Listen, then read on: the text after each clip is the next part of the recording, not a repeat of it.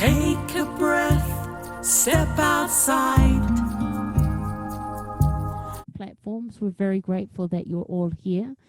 Just before we start the Indigenous Ways Wisdom Circle, I just want to take this time to acknowledge the traditional caretakers and ancestors of these lands we reside on here in Santa Fe, New Mexico, and that is the Pueblo.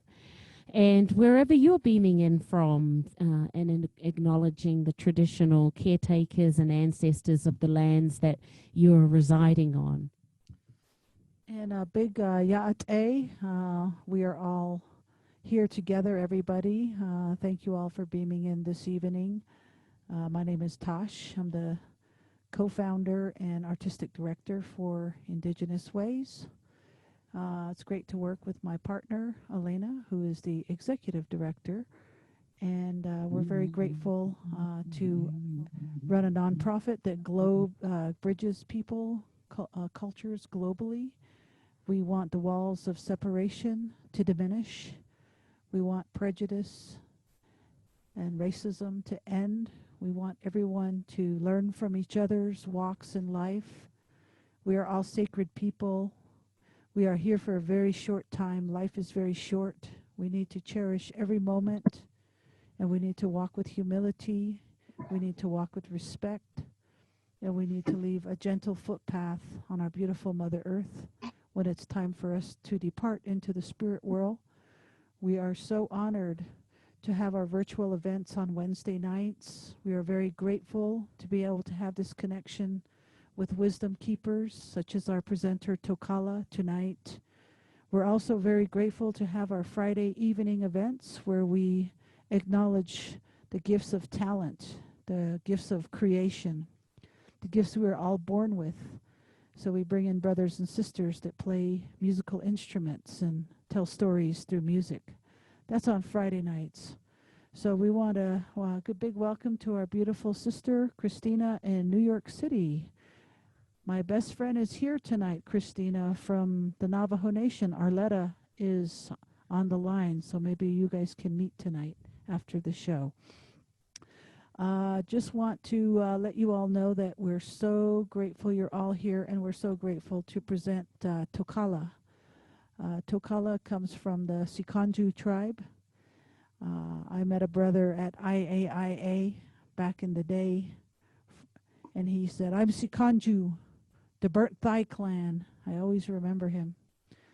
I asked him to join us tonight, so we'll see if Charles Rencounter and his daughter Karen Rencounter, who live in Santa Fe, are going to join us tonight. I also invited Richard Erdos's daughter, Jackie. He knew Lame Deer, wrote his book, Seeker of Visions. Tokala is the nephew of Lame Deer. Tokala's got some amazing stories to tell us tonight. We're in for a surprise. We got a serious storyteller. So everybody, as they say in the English way, this is from the horse's mouth. This is the real deal. This is a Lakota man, Lakota elder. Everyone, welcome, Tokala. Hocokan, thank you. Oh. Good afternoon, good evening. Yeah, I'm going to speak my language.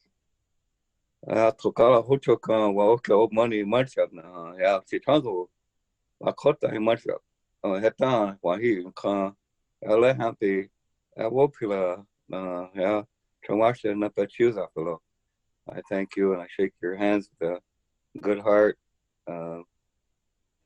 and our way of life of our life givers, our women, to give me the honor to be part of their circle here tonight. So I have a lot of respect for all women, our life givers of our nations. So, thank you.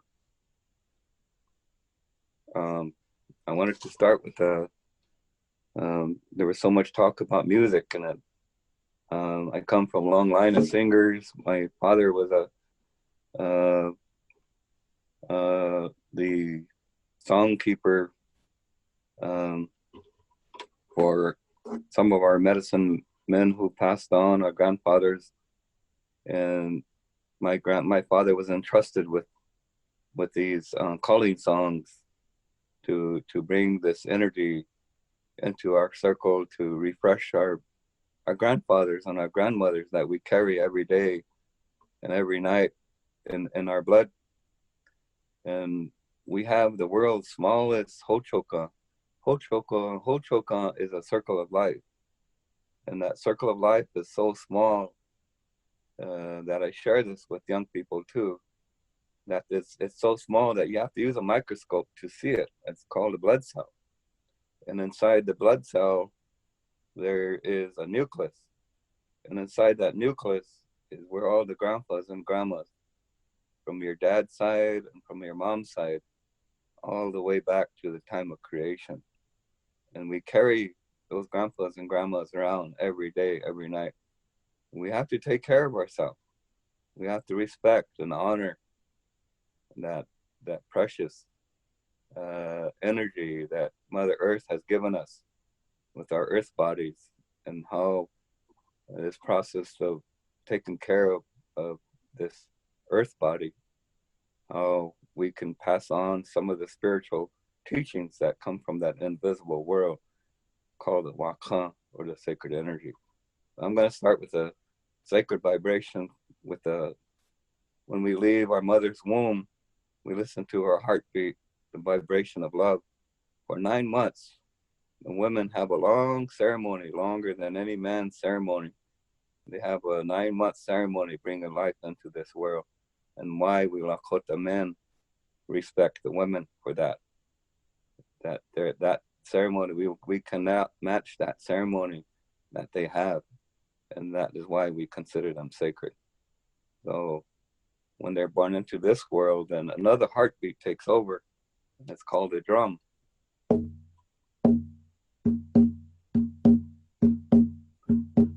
This heartbeat, many songs come from it. Love songs, round dance, social dance songs. So tonight I want to sing this song, the prayer song that comes with the sacred vibration. And I heard a young boy sing this song, and it says, send a voice for me, send a prayer for me, send a voice for me, send a prayer for me. For whatever you're praying for will come true. And then before we start that heartbeat, we have another drum beat, and it's called a rolling of a drum. And this rolling of a drum is a symbology of the thunder and lightning that brings life to Mother Earth. Every spring equinox, the spring equinox, the Waokiya, the thunder and lightning nation, brings new life to Mother Earth, a new birth. All the animals give birth to little ones that come into this world. You have to bear with me in my cold. Haya ma kiyayo, chama kiyayo, haya ma kiyayo, chama kiyayo, haya kako heko.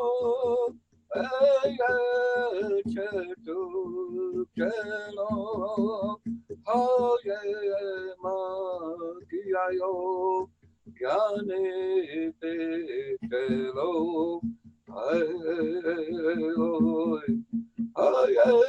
makiayo, chama kiayo, hoye makiayo.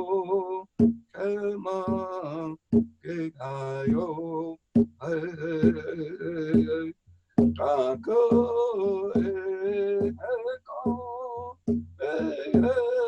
chetu eo, oyema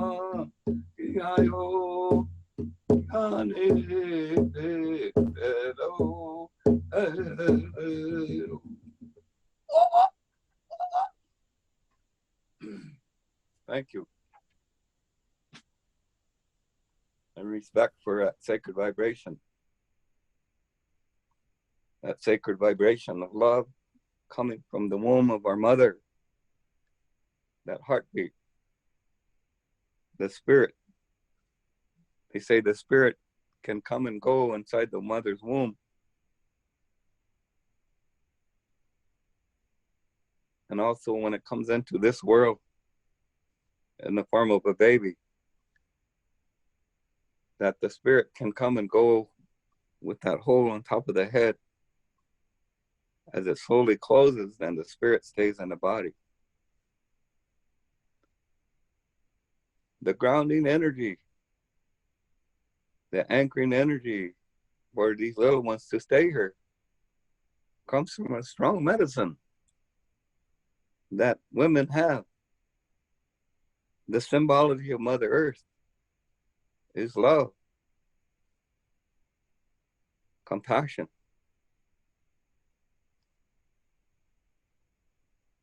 Mother Earth feeds all living energy. The number one medicine of Mother Earth that gives life is water. How water is a pejuta, is a medicine for us to live. That a high percent of our body is made up of water. To acknowledge that small circle, again, the Hocokan, that smallest Hocokan that has energy of life is that blood cell. And how we must take care of our bodies and the future of our young people. Those teachings were strong. Those teachings were intact up to the time of the encroachment of the Europeans. And that way of life was slowly taken away from us. So some of us that still remember some of these teachings, as elders, we want to share this information as an expression of love that was given to us by our elders, and to learn patience and understanding. As a little boy, I come from the Buffalo Hardships family moves camp. As a little boy, going into ceremony with them in some of our sweat lodges, I sat on my father's lap. It was a hard time to learn patience because it's hot inside the sweat. With some of you who experienced sweat lodges before, and the cleansing and the purification of our bodies. And I remember squirming and trying to tell my father that I wanted to go out and get some air. And he would gently remind me to listen, pay attention to these grandfathers that are saying and sharing their medicine of prayer of the past, how we used to live, how we're living today, and the prophecies that they share, what's coming in the future. So these are things I had to learn, and learn how to breathe and not panic inside of a hot sweat, and to understand the gift of spiritual power from the rocks, the connection to the grandfather rocks, the connection to the grandfather water, the grandfather steam that helps us breathe. That the correct way of saying the sweat lodge in our language is wo inipi, through the mouth we live. That's the interpretation. Through the mouth we live. And I remember the grandfathers sharing many of their stories of what it used to be like. And they always said that that way of life was beautiful, that they used to live. They would say, "Honey, khonipi ha, washtelo, washtelo. Honey, khonipi ke hai. And kiksuya mawanya lo." I remember those beautiful days, how it used to be. So these are things that we're told and shared, the gifts of these medicines, these teachings. These are things I cherish. And my father passed away when I was 12 years old. And my mother put me in a church school. And for 6 years, my mom wanted me to become an Episcopal priest because something scared her. And what scared her was how the people that believed in our ways of life were made fun of,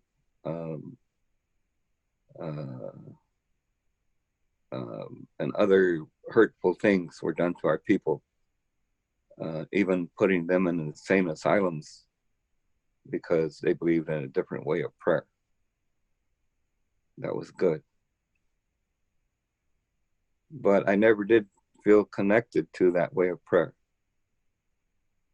And in 1972, when I finished high school, I let that way of prayer go. And I studied my way of prayer, our way of prayer, and reconnecting, trying to understand and learn what our people fought and died for, what they cherish. And it's beautiful. It's beautiful to hear these stories of long ago, how the women were considered sacred and the power they had. They had more ceremonies than us men. They had songs for each plant that they harvested. They had their own do's and don'ts. When to harvest the plants, when not to harvest the plants. They respected these sacred ways by taking themselves and going to, we had teepees at around the camp. We had teepees on one side of the camp circle where they usually go to when they had their monthly. And they stayed there for 4 days and 4 nights. They weren't allowed to touch food. The women, elder women that were there, helped them, teach them, especially those who were having their first time. They were given the proper teachings of how to become a woman, physically, mentally, spiritually, how to be a mom, how to be a spouse, a mom, how to be a grandma, all the things they need to know physically, mentally, and spiritually were told to them during those 4 days they were there. And they were also, from what I heard from my mother, about industrial things, teaching them how to do things, to make things while they were there, that they were only allowed to do that. And when that was over, then they could go back to their teepee. So from the rest of that time, every time that time came, they took themselves out of that teepee and went to that teepee where they stayed there for 4 days and 4 nights. Mainly because of the power that is doubled or quadrupled from them going through that ceremony. That they can create this harmony to the medicines that we have. So out of respect for our teepees, we're sacred. Sacred energy was in our teepees. Not only the family's chanupa, the family's pipe, the family's medicines, but the children were considered sacred too. So these are things that they practice out of respect and keeping the balance and harmony of family. And so that was something that today as an elder, I look back on those teachings and remembering the stories that was told to me. So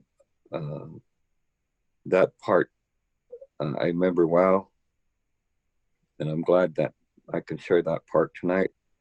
There's many other stories that go along with it, but I also want to go to another part of our teachings. And tonight I wanted to go to the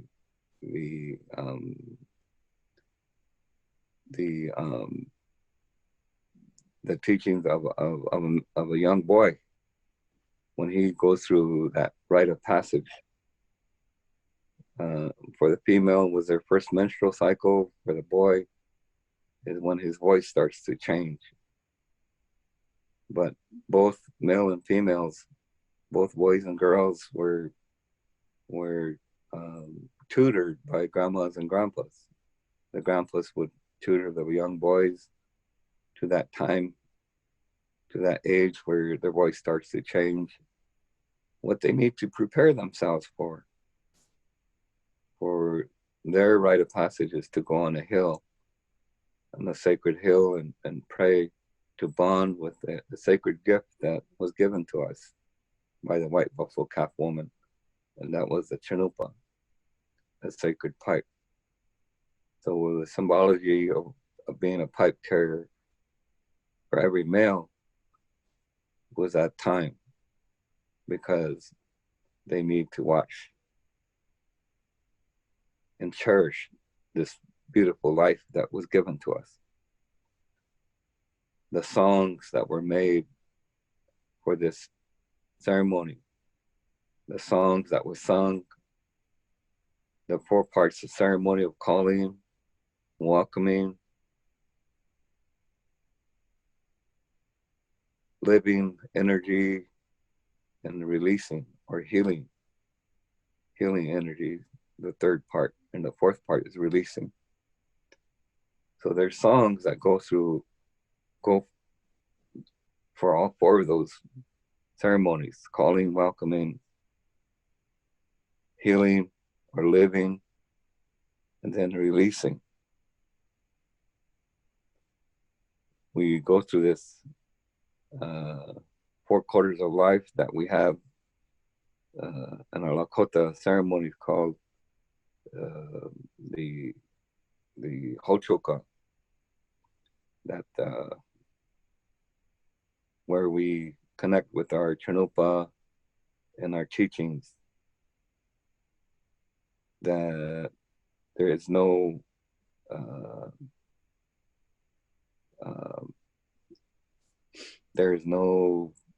separation for all living energy. When we pray for our animal nation, that we Lakota believe that we are part of the animal nation. We call ourselves the Hunupa, the 2-legged. We also have the 4-legged.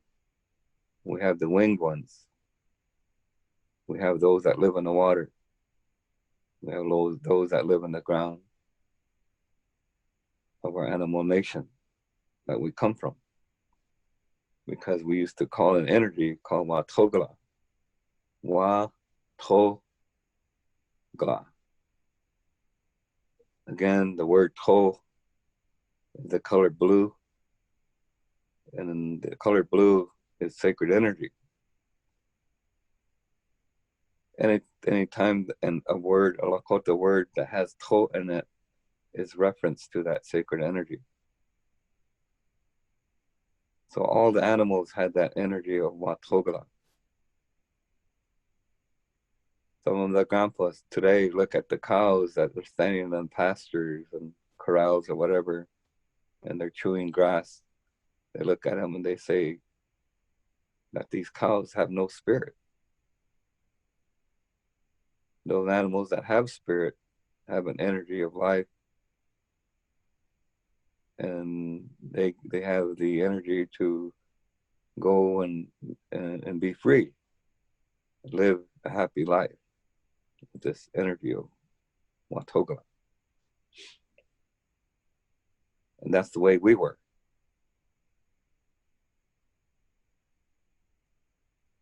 So even the talk of cutting our hair, losing some of that energy when our hair was cut. The respect for having our hair long. It was part of our earth body that was connected to ceremony. So there's many stories that I can share, but due to the time here, I'm trying to fit in as much as I can with the stories that I would like to share with all of you listening. Some of the moving stories that I like today is the prophecy of the buffalo. The prophecy of the buffalo is that we're on its last leg. At the beginning, the prophecy of the buffalo was a healthy buffalo, standing on 4 legs that was healthy and a young buffalo. Each leg stood for an era of time. But today, we are on our last leg of the buffalo. And this buffalo is gaunt, it's skinny, it has ribs showing, it's bony, and it's losing hair. Some say it even has 1 eye. But this 1 leg is an era that women are going to become leaders. And as I look about the many Oyates or the countries, the nations that we have, I see the awakening of women stepping up, becoming leaders.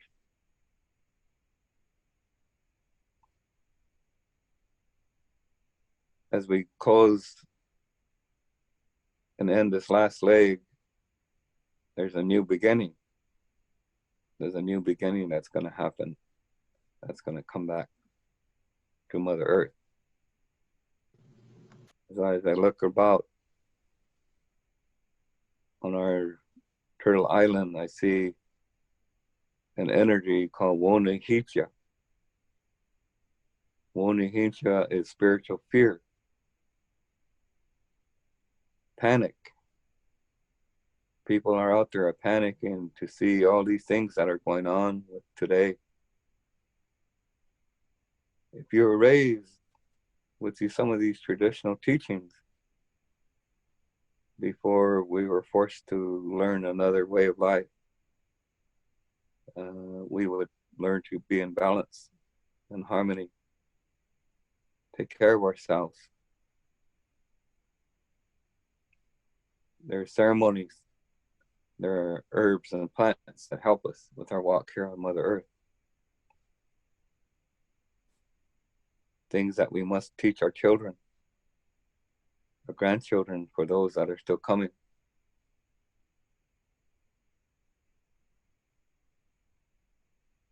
I always think of the many ceremony songs, singing many different songs for different activities, social dance songs, game songs, songs that make us happy. I remember a time in my life where I had a disruption in my life, and I was going through some hard times, and then being reawoken and to relearn our ways again. And when I came back to this way of life, I believe that I felt so unhealthy. I believe that I did not deserve to hold or touch the sacred Chanupa, the sacred pipe that was given to me when I was 17 years old. I felt that I had to cleanse myself. I felt that I wasn't worthy enough to hold something sacred. So I stayed away, and I went to other ceremonies and learned how to pray again in our language. Learned how to stand on a hill and cry for the people. Put my feet inside of my great grandpas and the grandpas before them in their moccasins to feel the energies, what they went through. How we must keep in balance and harmony. I remember my first year in college trying to find a course of study that can help our people.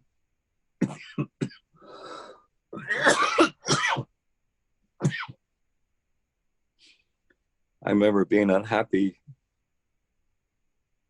for every book I read about our American history. I became more angrier and more sadder, more unhappy with the treatment of our people, the land taking. In the beginning, to trust and open our teepee doors and to allow them to come in and welcome. And what happened after that. So I look back on our relatives that are trying to educate themselves, and they read things like this historical trauma that happened to our people. It takes a man or a woman to take time out and to maybe smudge yourself and to continue on to try to complete your course of study, because that's what I had to do to learn how to help our people, not only traditionally, but also academically, to keep my language, to keep our spiritual ways intact, not to change them, not to amend them, to do the best I can to try to follow proper protocols. But first I had to control my anger to be in balance and harmony with our teachings, and to help myself attain academically, and also to come back and help our people. I remember getting a government job, trying to live with the Washichu, or amongst the white people, and working for the government. But I kept having these dreams. There were 3 dreams that kept telling me something. So I brought those dreams back and I took them to 7 altars, 7 medicine men's altars. Uncle, Lakshi, why am I having these dreams? What are these dreams trying to tell me? So come, nephew, we're going to go in the sweat. And I would tell you. Or we would go to another ceremony, and I would tell you. After 7 altars, 7 medicine men, in summary, I was told to come help our people.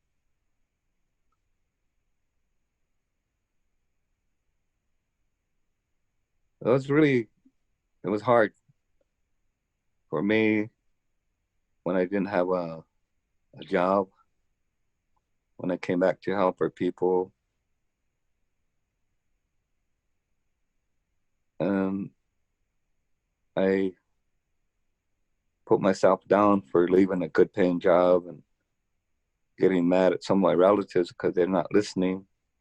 They're not putting away their bottle of alcohol or their drugs. They're not listening. It becomes frustrating to help our people, to be chastised.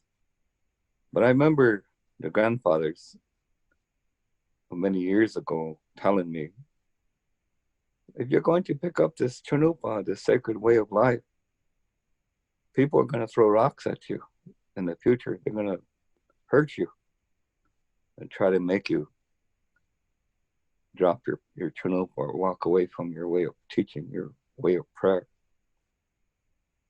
It's going to be a hard life.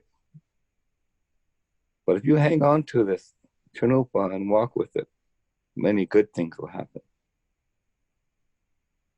And I've seen that. And I'm thankful to be here at this age and with my health, my home, my two younger children becoming very active, and I became a single parent when my daughter was 5, my son was 3, and how they achieved, because I wanted to show the world that as a single man, I could be a good mom, I could be a good dad. My daughter, her 4 years of high school, took the state A oral and terp contest with the class A schools. She took first place for 4 years. At the high school that she went to, we all went to the same high school. She's got one wall to herself with some of her achievements, and really makes me a proud father. And my son also went to the state where discus, shot put, football, basketball, and both of them were 4.0 A honor roll students. And I wanted to show the world that as a father,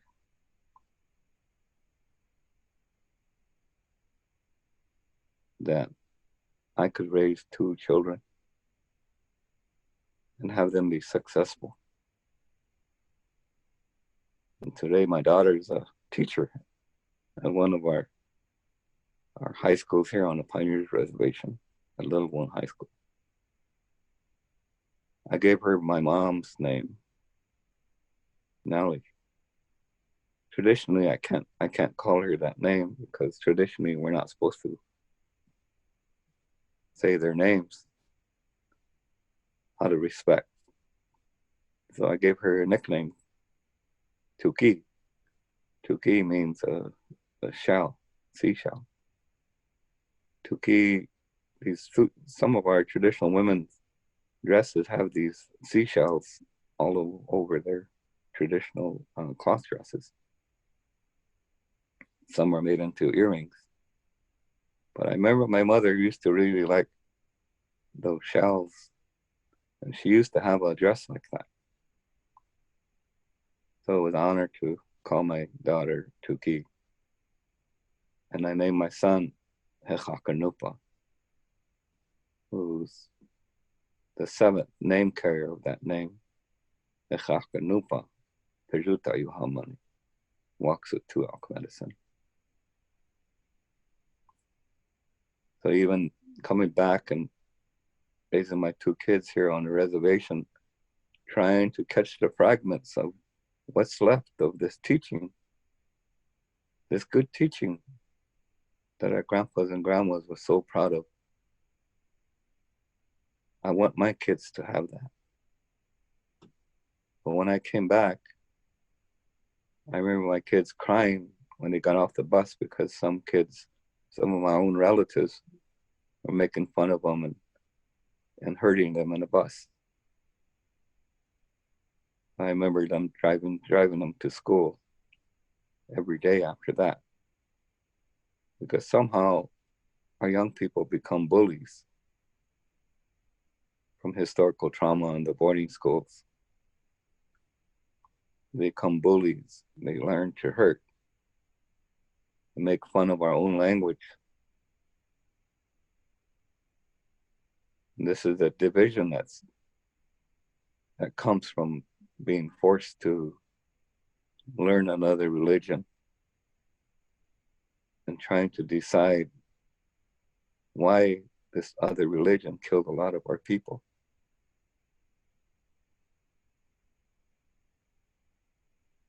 These are things that individually, it's in our DNA. Why we cry on some of these historical dates.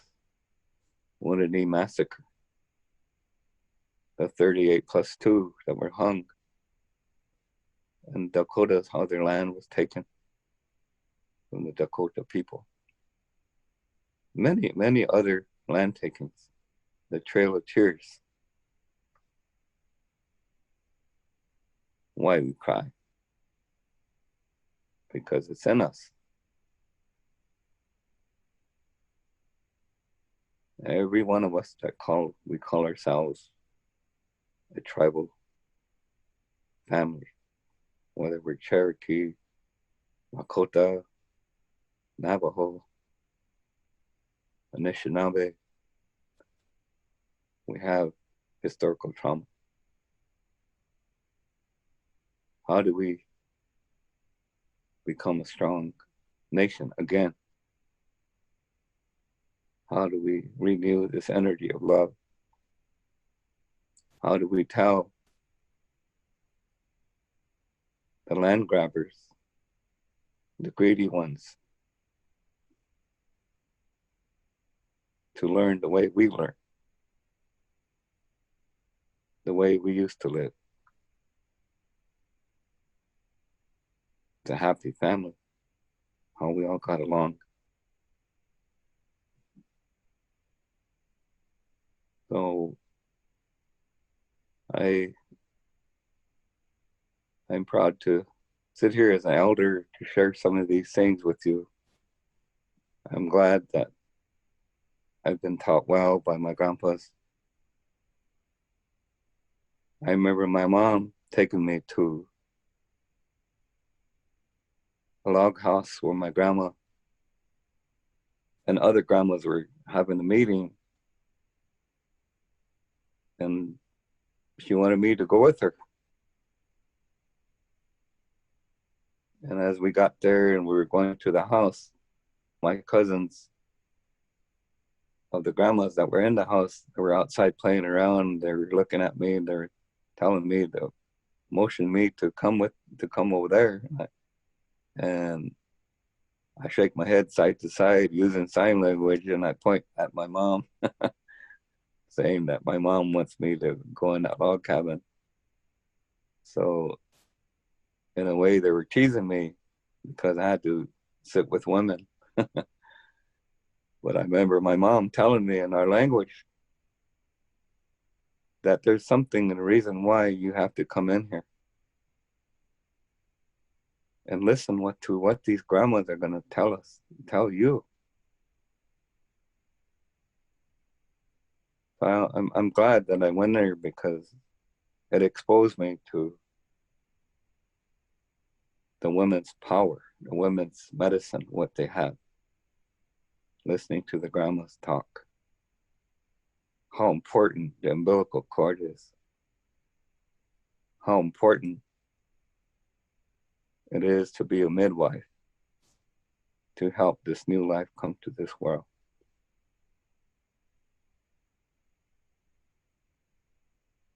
Through Wochekya, the power of prayer, that the women were way ahead of us as far as being wakan or sacred. In our language, we don't have no cuss words. And I'm sure a lot of indigenous languages don't have cuss words either. Because all of us had the energy of love. Wa'onshila, to pity each other, help each other, cherish, compassion, give compassion. When I came into this world,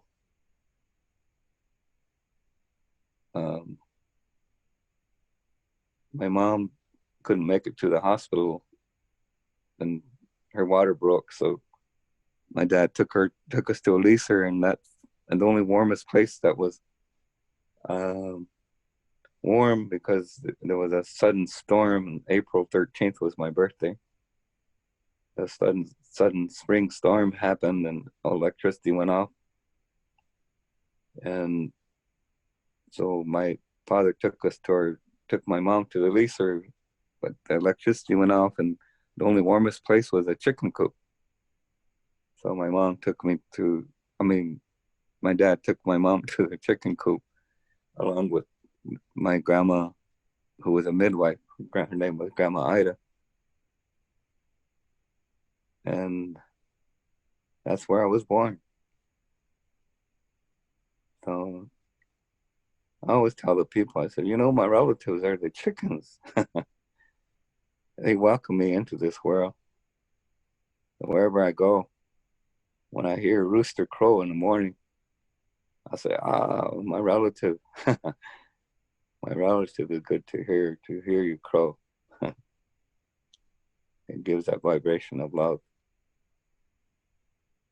The grandma, Ida, the midwife, in those days, they would stick their finger in the baby's mouth and they would remove the slava and whatever to help us breathe. They didn't spank our butts like doctors do in the hospitals and clinics. Earlier years, during the birthing ceremony, they would welcome the spirit to this world. And they would make a commitment that they're going to take care of this spirit and help it learn all the spiritual values that it needs to learn during this lifetime. That this family is going to help this spirit grow in a good way. And without cutting the umbilical cord, they would lay the baby gently down between the mother's breasts with the left ear on the rib cage, so it would not feel abandoned or neglected to hear that heartbeat of the mother's heartbeat, like being back in the womb. And the mother would gently rub the baby's back. Today, that baby's back is called the Sundance tree. We call the Sundance tree Chankahu. Chankahu. It's the same thing as your vertebrae. It's a Sundance tree. They would gently rub the back and say loving words to this new one coming into this world as this little one takes this first breaths of oxygen of this world. So that's the grounding of the birthing that was told to me by the grandmas, that I listened. I'm glad I listened. So anyway, what time is it? We're just getting up on to the top of the hour in about 10 minutes. So if you want to wrap it up, Tokala, this is awesome. Okay. Oh, take a drink of coffee.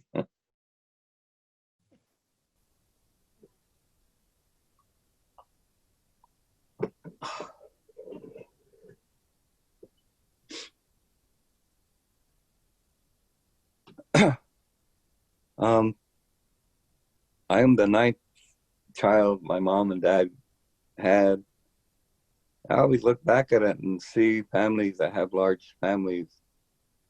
Why us babies have a lot of good teachings, because I always think of it that the older sisters and brothers were practiced on. And so when the last child is born, they have all the benefits of child rearing from mom and dad, and they have the majority of the anchoring that helps the spirit anchor here on Mother Earth. And that number one anchor is love. Love. It's a simple medicine. You need to understand love, family love.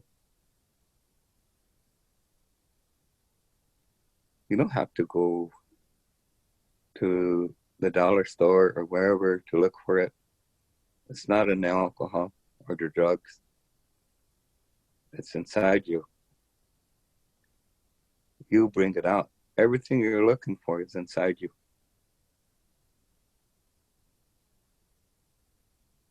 Your great-grandpas, your great-grandmas. I used to laugh of,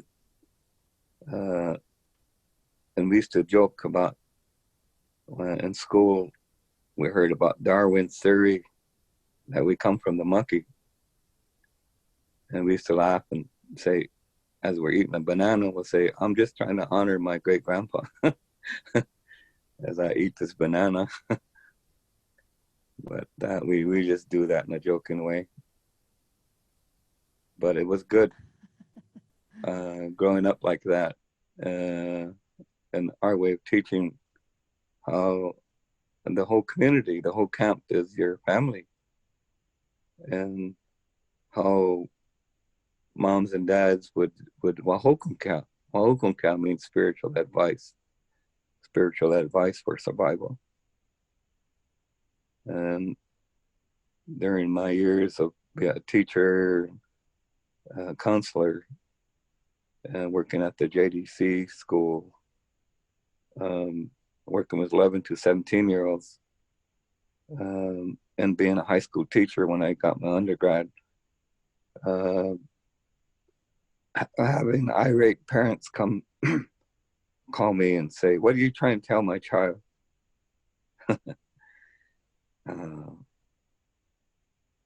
Because that child is not getting the correct teaching at home. As an uncle, as a relative, I try to share these things in a good way. I don't share these things to hurt people. I share these things so that you need to go back into yourself. The most important direction, it's not the first direction, it's not the second, it's not the third, it's not the fourth, it's not the fifth or the sixth. The most important direction is the seventh direction, and that's yourself. You need to work on yourself. You need to know who you are. You need to find what mom, the great-great-grandmas, and Mother Earth, what she's trying to teach us. It's a simple word called love. Love. I remember when I had my change of life in September 12th, 1985, I cried.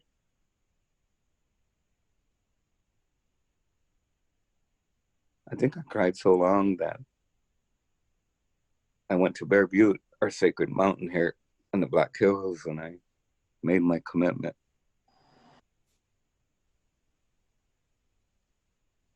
There's a stock dam on the west side of Bear Butte, and I tell my relatives, I said, that's my tears. That's my tears that I made when I was up there. But in order to get better, you need to let go. It'll be your hatred, your anger. You need to find that energy of love to heal.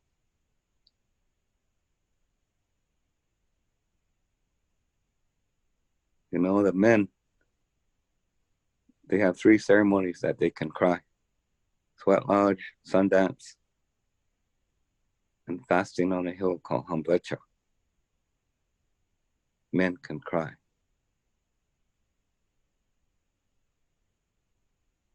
So I tell that to our young men. And I tell them to dance strong, because the family looks to the man to be the stable foundation to help the family survive. But the loving energy comes from mom. Ending, I've seen the video of George Floyd, and I think what everybody reacted to was when he said, when he cried for his mom, when his mom came to get him. And boy, that even impacted me too.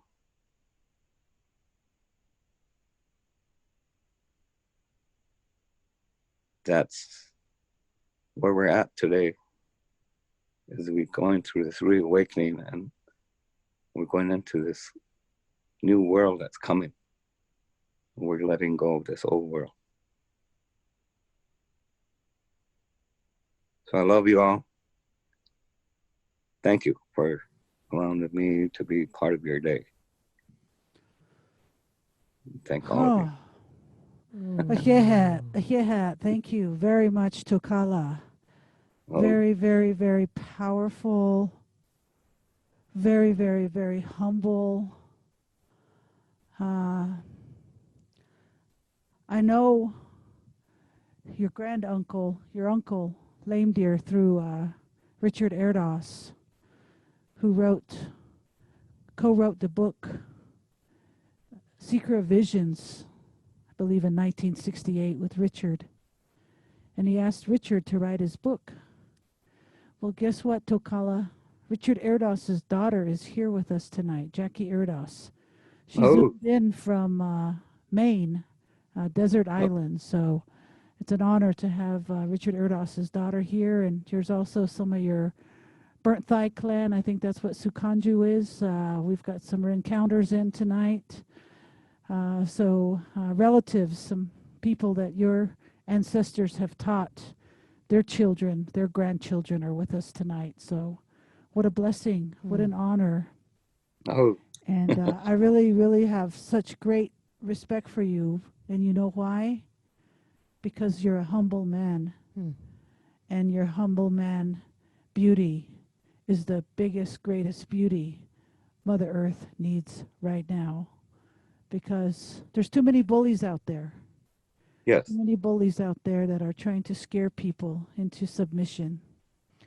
And you know, to meet a beautiful man like you from one of the most powerful tribes of the United States, the Lakota, is such an honor. And my heart is crying. Sadness and happiness, because I feel you. I feel your love. And I feel the honor in you as a man that raised 2 beautiful children. So I really hope that you take care of yourself, Tokala, and you stay healthy, because we need you. Yeah. We need you to take care of yourself so we can continue to receive your words, your thoughts, your prayers, your essence, because I could feel your ancestors come through you this evening. So Mm. thank you very much. Oh, Thank you, Tokala. thank you. And I want to Tokala. thank our beautiful interpreters, our ASL interpreters, for making the access available. And I just wanted to pass it on to Elena. She's going to make some announcements before we invite everybody on to meet Tokala. So we're going to do a little commercial break. I just also want to give a shout out to, it's kind of gone blank in the social media. Anyway, it'll come back to me. But, you know, where we're at is the Indigenous Ways virtual events. We do this twice a week. Once on Wednesday, where we're at the Wisdom Circle, receiving the incredible medicines from Tokala that you've just experienced and soaking in. And then on Fridays, we have the concert series. So this Friday, being the 10th, same time, same channel, we've got the extraordinary Lakota John, who's Lumbee and also a Lakota. He is an extraordinary virtuoso guitar player. So really want you to come and experience. He does ragtime on guitar. It's something out of this world. And then the same time at 6 o'clock Mountain Time, we've got Joni Romero, and she's from Cochiti Pueblo, which is here in New Mexico, who will be joining us to share her wisdoms and insights of incredible things. Now, this is possible because of our sponsors, our sponsors being the First Peoples Fund, the City of Santa Fe Arts and Culture Department, the New Mexico Arts, and the National Endowments of the Arts. That's for the concert series. And then on Wednesdays, those sponsors also include the New Mexico Humanities Council and also the National Endowment of Humanities. So we're really grateful for the sponsorship and also your individual donations to help our presenters, performers, our ASL interpreters. And then, woohoo, this is you, Taj. All right, and I just wanted to give a shout out to all of our beautiful relatives globally that have been supporting our Black Mountain Run, to the elders living on Black Mountain who still have no running water. And the good news is the COVID virus is now off Black Mountain. The families that have been impacted from COVID are now recovered. We have lost a few. Very sad about that, but Black Mountain is COVID-free as we speak right now. Elena and myself are going back to Black Mountain on Tuesday, and we have cleaning supplies and some other goods to take up to the mountain, specifically for the 30 elders that missed out on the last run of the cleaning supplies and the food drop-off we did.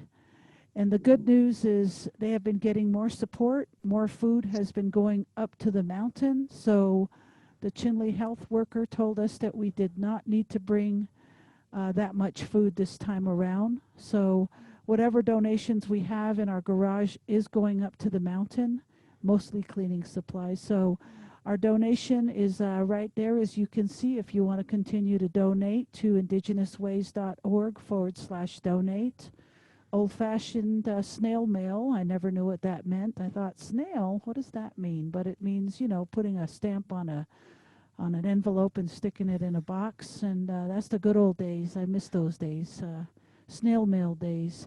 We can do that too. And So you can, there's two things to donate, either to what we talked about, what we're doing on Black Mountain on the Navajo Nation, and also our virtual events. But this is that wonderful time where we get everyone in Zoom, if you so wish to come and turn on your cameras.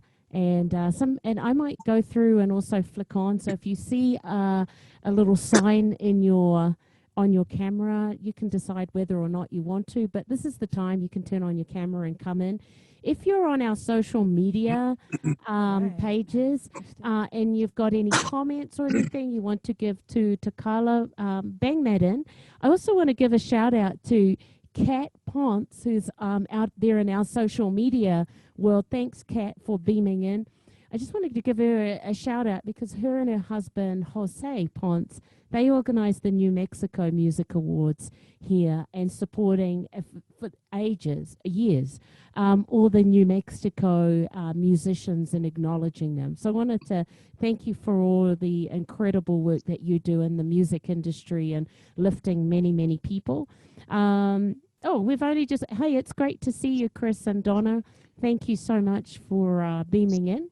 And I'd like to see Jackie Erdos, if you can get in here, Jackie, to say hi to Tokala. Oh, look, there's your Mum and Harry. Mom, Hey, Harry. Mum and Harry. Hello, Jerry Barney. Come on in. Kitty. There's Kitty. Jacob. Cheryl. Arletta, you just have to unmute your camera. Cheryl, nice to see you. Right and, on, Cheryl. Christine and Thanks. Hilda. Hey, Christine. How you and Hilda, doing? great All to see right. you. Ohio and Wisconsin here tonight. New York City, South Dakota, Santa Fe.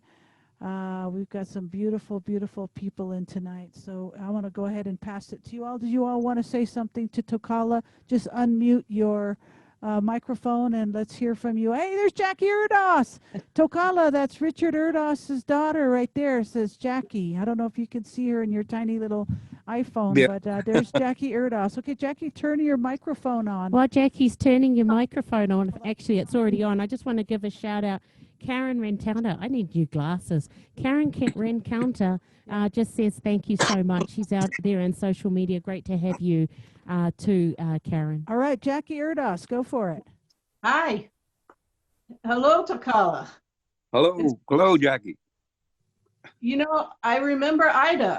I think I met your grandma Yeah, in the 70s in winter.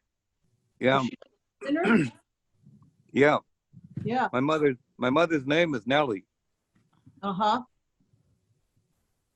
Yeah. Nellie Fire. Okay.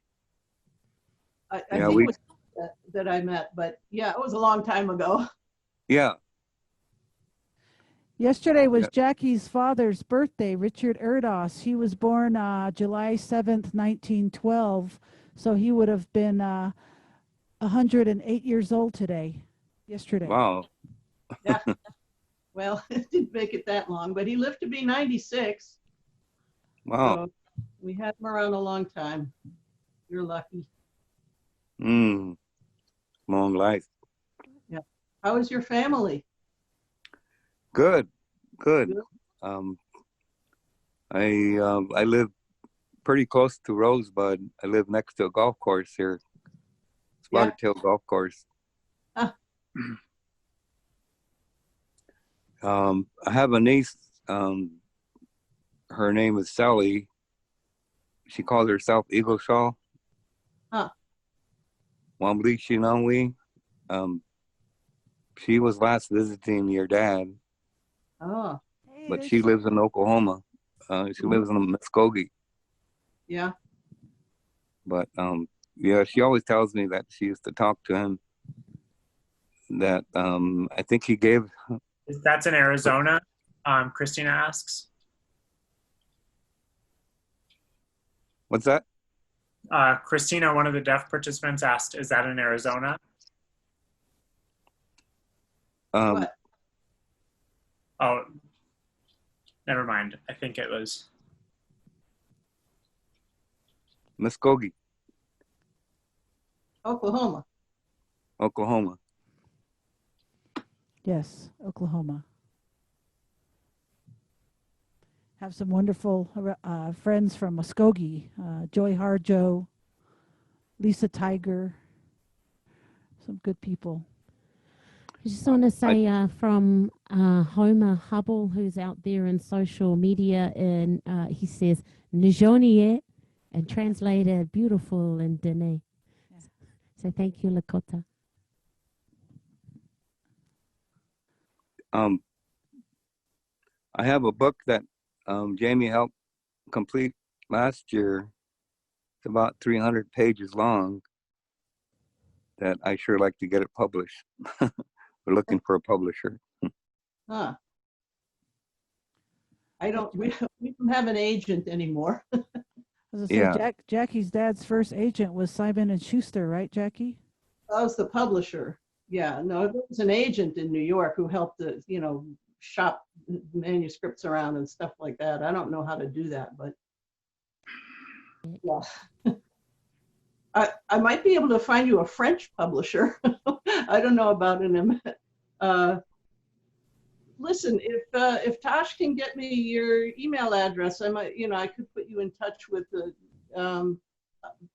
publishers that have Richard's books. I'll do Okay, it. I have my cell phone that I carry around. During this pandemic, I don't have an altar, but I still pray a lot, and people respect that. Yeah. And so I also run a Sundance for about 33 years now. So yeah. I have a sweat lodge here on my yard. So I do prayers when being asked. I have respect for that's something I'll tell in another time, another story, but why I have a lot of respect for the altars that our grandfathers had. And I remember one of my uncles putting up with his pipe and saying that the people are not listening anymore. And so that pipe was buried in the dirt. And so he said, I'm not going to continue this way because the people are not listening anymore. And that was back in 1963. And since then, our way of life has really crumbled. There's a lot of disrespect, a lot of pop-up spiritual people that are claiming they have this and they have that and whatever. So anyway, that's something else we could talk about later on. Tokala, may I give your phone number to Jackie Erdos, please? Yes, please. Okay, I will do that after we end this. I'll call Jackie and give her your number. Real quickly, I wanted to make some space for our deaf sisters, our deaf brothers. Does anybody want to say anything? Christina from New York City, would you like to ask Tokala anything?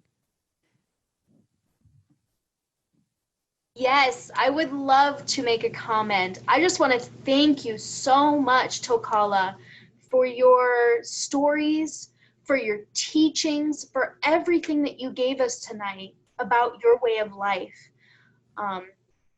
Really, last week I went, I was involved with the Lakota project. With the Lakota project, and for the protests that were happening at Mount Rushmore, and everything happening there, and just watching for 4 hours straight, watching everything happening with those protests, the blockades that they set up, and just applauding them for that hard work that they did to stand their ground there and protect that land, that sacred land, and fight for that stolen land. And I watched them stand there and really take ownership of that place and protest against that. We have protests here in New York for Black Lives Matter and for the environment and for native land rights, for kids that are in the ICE detention centers, and for people that are from Mexico. Really, our hearts are breaking right now with everything in the world that's happening. And I cry watching that protest at Mount Rushmore. I absolutely broke down crying, and I wanted so much to be there and support. Just hearing your stories and being inspired by your words, I don't really know what else to say, but just thank you. Thank you for sharing that with us. You're welcome. I feel the same way, Christina.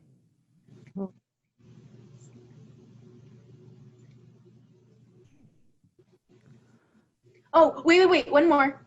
Okay. Also, I just wanted to say that I see my friend Arletta here, and I wanted to comment about Arletta being here because she is an amazing teacher. She taught me so much about indigenous ways and ways of life, and just helped me immerse myself within that because my ancestors are native, and I'm part of the Huichol people, and I just really want to thank Arletta because she's absolutely amazing, and I'm so happy to see her here. I just want to give her a hug. Oh, Arletta, we love you. Arletta, we love you. We love you. We love you. We love you. Arletta taught me sign language, everybody, when I was 11 years old, and she sang I love you. See, everybody? This is our Navajo deaf sister from Lukachukai. oh, Yes, Arletta's here. It's a miracle Arletta's here. Oh, my God. Oh, my goddess. Oh, my creator. Thank you. oh. Otra, anybody else want to say? Hearing world, deaf world, hard of hearing. Anybody want to say? Oh, go for it, Christina. Let's hear you. You are a wise woman. Yeah, I wanted to thank my friend who joined us as well, Denise Lopez. She showed up. I mean, her camera isn't on. Oh, there she is. Yeah, her camera's on. My friend from California. And also Raymond. And just thank you so much for coming and joining us. Oh, yes, absolutely, Denise says. I enjoyed it. Thank you. Thank you. Yeah, thank you. Kitty Moss, would you like to say anything tonight? Denise says, I have a friend, Jacob, who joined also. And he's Native American, and so he joined too. We both have kind of a relationship with the spirits and things like that, and have experienced that. So we joined together, and I thought that I would let him know about this event, and so thankfully he was able to join, and it was nice to, unfortunately couldn't see me, but and I couldn't see him on video either, but he was here on the video or watching. So thank you. Thanks for coming. Oh, Really, I do want to say thank you so much to Tokala. Thank you for your stories. Thanks for sharing just all of your experiences and your teachings about how really babies are born. It's not that you spank them and that's it. There's more of that connection with rubbing the back, and I didn't know that before. So that was really, really interesting. I thought that was cool. So thank you for sharing. Really appreciate that. Thank you. oh, you're welcome. I got to say thank you and good night because my phone is at like 1%. We love you, Okay. Jackie. I'll be calling you soon with Tokala's phone number. Love you, love you, love you. Miss your dad forever. Papa, Love miss your papa. Thank you, Tokala. Nice Oh. to meet you. Okay, Oh, I got good to meeting you leave. too. Okay, unless Thank- anybody has anything else to say, let's go ahead and call it a night for now. And we look forward to seeing everybody else Friday night. We've got a beautiful brother coming in. Oh, Cheryl Sparrow. Hey, Cheryl. Yes. It's your turn, Cheryl. Yeah, I had a comment as well. I had seen some friends and they had invited me here, so I'm just curious and wanting to join here, see what kind of group y'all have every week, every Wednesday. And so I was curious and decided to show up, and wow, what beautiful information. We have a lot more. I was curious also, how do you save your videos? How do I get at the old videos? Go Is to it our on your Facebook website. page? It's IndigenousWays.org. We'll put it into the chat. Can you put it in, Elena? Elena will type in our website. Just type in the website and then click virtual events. And then you'll see the pictures of all the presenters. We'll have after tonight 29 presenters and stories. It's a wealth of tribes, stories, elders, young people that are future ancestors. This woman here, Geraldine Barney, the one that's in the middle of the screen, she's a Navajo. She lives in Boston. She was our presenter about 3 weeks ago. You'll see her face. She's got some wicked stories. Yeah, we've got a deaf brother, Colin Denny, coming on. He's going to be July 27th, a Navajo deaf brother from Pinon, Arizona. So he'll be sharing his story all in sign language. So they'll be hearing voice interpreters. So we got some great people coming on. So please join us, Cheryl. Thank you. So Cheryl, I just want to tab on with that, and Yes. also a huge thank you to Christina and Which I bringing all your friends. And that's how this goes, of sharing what you enjoyed, or sharing the link, whether that be through our Zoom or those people on social media.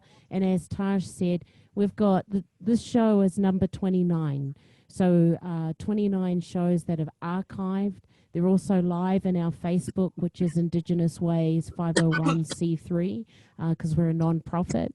We're very blessed to be able to do this because of our sponsors that are supporting it, and also individual donors supporting our ASL interpreters who make this access for everyone. And also in our time of where we are in the pandemic, it was important for Tash and I, who run Indigenous Ways.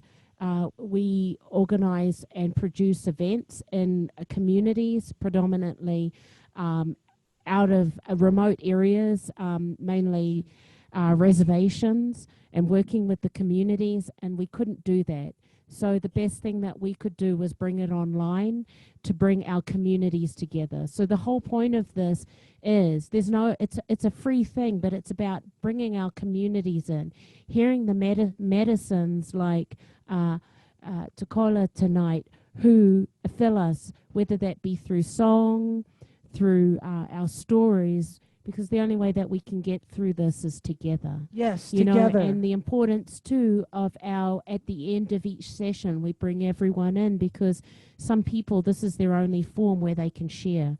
So just kind of just connecting with other human beings, even on Zoom, or through comments on our social networks. So if you're on our social networks, go to IndigenousWays.org and you'll find the Zoom link here. So Cheryl, keep this link that Christina so generously gave you, and everyone else, because we're here every Wednesday and every Friday, same time, same channel, and bring all your friends in, you know, and that's what it's about. But we're more honored that you're here blessing us. We're so honored to have Tokala as well. We had some friends who said, hey, you need to bring Tokala in. Yeah. And I also want to say to you, we can only do this through your feedback. So if you know of some people or yourself Send who them would to be us. like, hey, I've got some things I'd really like to share, let us know, whether that be in our chat or on our website,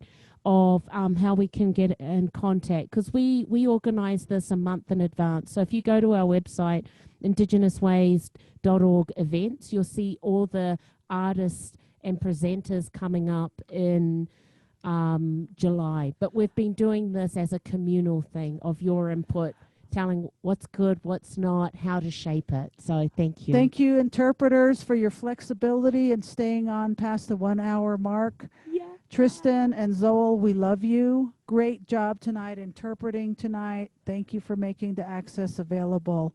Jerry, Barney, Arletta, everybody, we love you.